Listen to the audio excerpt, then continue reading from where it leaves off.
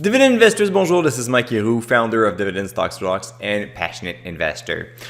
Today we're making a video on our DSR PRO rating and our Dividend Safety Score, and mostly the importance of having a rating. I have a lot of members asking me, like, what is your magic formula to pull out those numbers and those rankings? Where those numbers come from? What do they mean?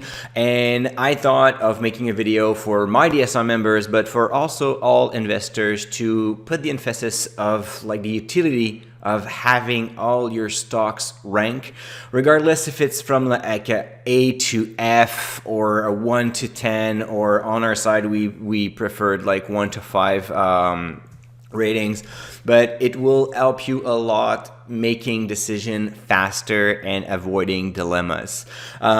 Pretty much think about your high school days when you were playing in the background, and then you had to select like either your friends or top players to play like hockey or basketball or whatever.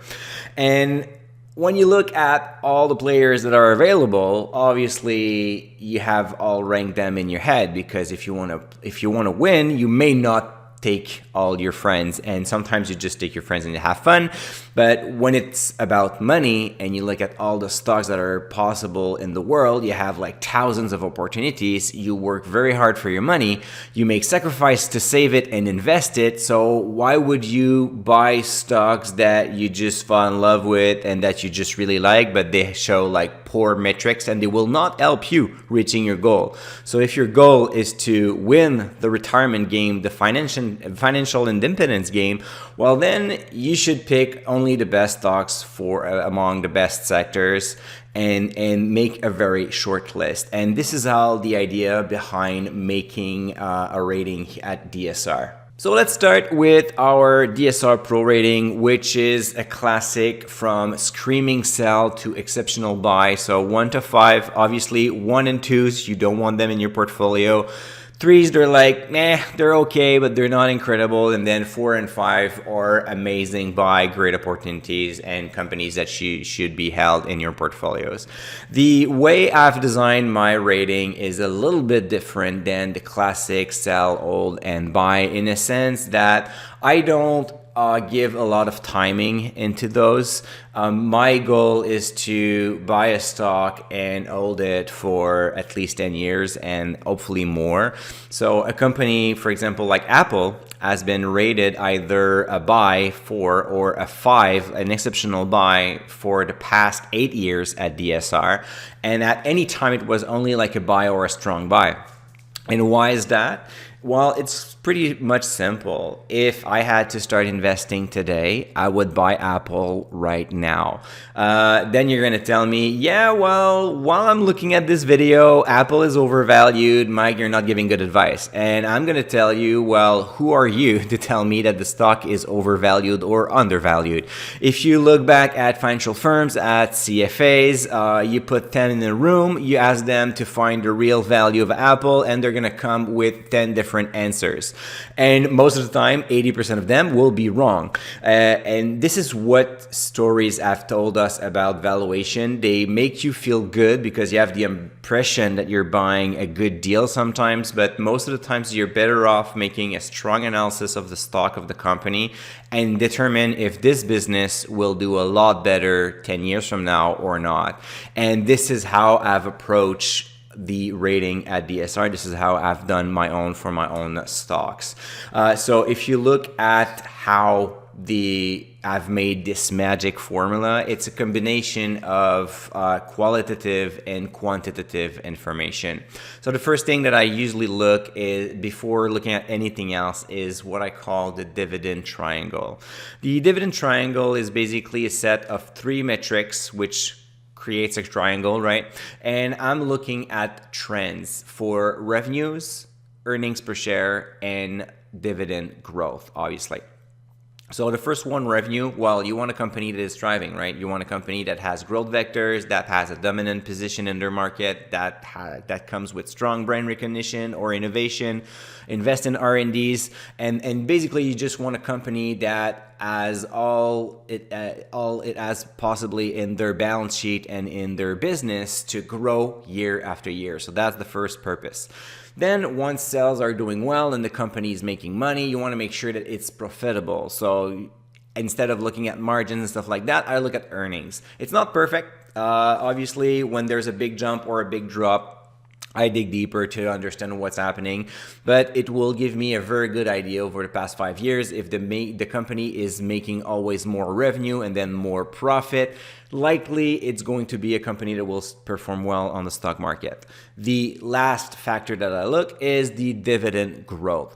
More about the trend. So sometimes I will pick a company that will increase its dividend by 4, 5, 6% year after year all the time. Clockwork. Canadian banks would be a good example. In time that is not COVID, because now regulators have put a pause on dividend growth policies. But sometimes it's better to go after those than looking at a company that goes from 10% and then an increase of 2 and then it goes back up, and it creates like a hectic. It's hard to follow. So obviously the rating will be a little bit better for something that's very stable and it's pretty much easy to predict what's going to happen next. Once I'm done with the dividend triangle, it will tell me where to investigate if I need to look at debts, at cash flow, at other kind of ratios. But this will guide my research in terms of financial analysis. Obviously, I look at a lot of other stuff. I will look at the annual statement and the quarterly earnings as well to understand what the company is doing right now, how it affects its balance sheet and cash flow statement as well. And this is pretty much the part where I will have a good idea of if I like the company or not. Then what I do is I will look more at qualitative information. So I want to make sure that first I understand the business model thoroughly. If you're not able to explain the business model to a 12-year-old, it means that you don't understand what the business is really doing. And if you don't understand, well, you may not want to buy this company. It goes along the line that know what you hold and why you hold it. So when you know what the business does and you understand it, you'll be in a better position to identify their strengths and their weakness. Spend a lot of times on potential risk. Make sure that you understand what could go wrong, which kind of event in the market or their competitors could do that could put the company's business in jeopardy or like make them tumbles and post like revenue decline or earnings decline. And then it will help you to analyze back the dividend triangle moving forward in a few years from now. And once you've done with the strengths and the weakness, and you've done with the potential risk, the final step is to look at the dividend growth perspective. For the dividend growth perspective, it's a mix of the dividend triangle, the payout ratios, where the company's going. If the company is healthy and doing well, chances are the dividend will follow as well. And this is pretty much what I'm looking for. There is no determination of which company should be like exactly rated as a 4 or a 5 or a 3. I'll tell you that all companies that I'm very excited about, I will put a 4 or a 5. So I know that those companies have strong metrics and I know what they do and I like what they do and where they're going. So this tells me, oh, this should be part of my buy list. Then 3 will be most of the time companies that are okay, but sometimes it's the business model that I don't understand fully, or there are like too many potential risks, or I'm just not that excited about the business. This could be like, like your third or fourth choice in a specific sector, and then just like, yeah, well, my money deserves better. I deserve better than this company, and I will pick among 4 and 5.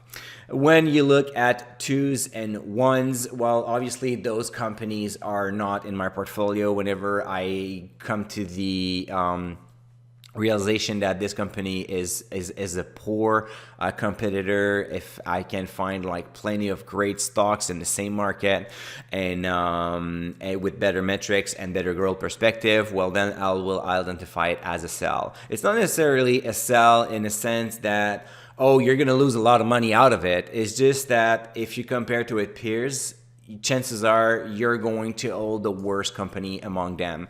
A good example that I can give you here is IBM. IBM is not necessarily a super bad company, but when you look at all the great tech stocks among like dividend growers that are in the tech stocks sector, you're not going to find IBM in the top 10. So why would you bother going after like a second tier type of company? According to my standard, obviously it all depends on other standards, but then I'm just like, you know, I'm not going to rate it as a 3. I'm going to rate it as a 2 because I would prefer Apple, Microsoft, Texas Instrument, Broadcom, and so on, a lot before I will consider IBM. So this one should be just a sell because it should not be in my portfolio.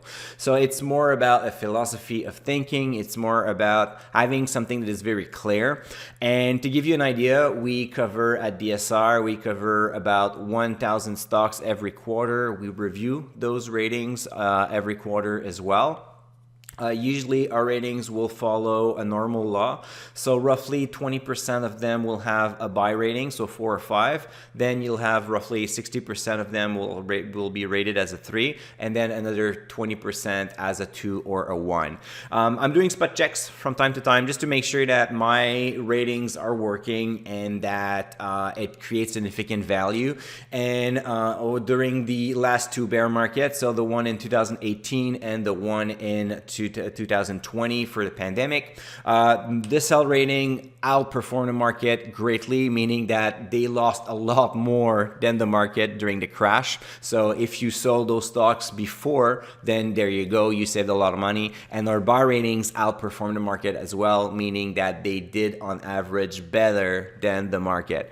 So obviously it's not perfect. We missed some stocks, we rated them, some of them are not rated perfectly. That happens. It will happen to any financial firms anyway, but it will give you a very good starting point. If you look at how to rate your stocks, it will clear your mind. And when you look at the list of like your 20, 30 stocks that you have in your portfolio, if you can identify the weakest position that you have, like the 2, 3, 4 stocks that are not necessarily incredible, that they don't deserve your money, well, then it's time to build your buy list and replace those. And this is how I've made my portfolio work very well, and I am able to take decision clearly without any doubts, pretty much within like a few minutes, because I know my companies, I review them quarterly, and then when I look at the ratings, I'm just like, you know what, I'll follow my ratings, I'll trust the process, and moving on, I'll buy something that is more exciting.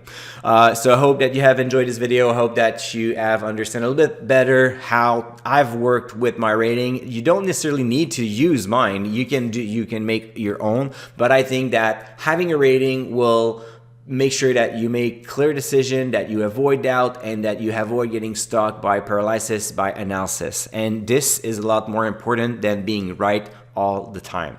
So until next video, stay invested.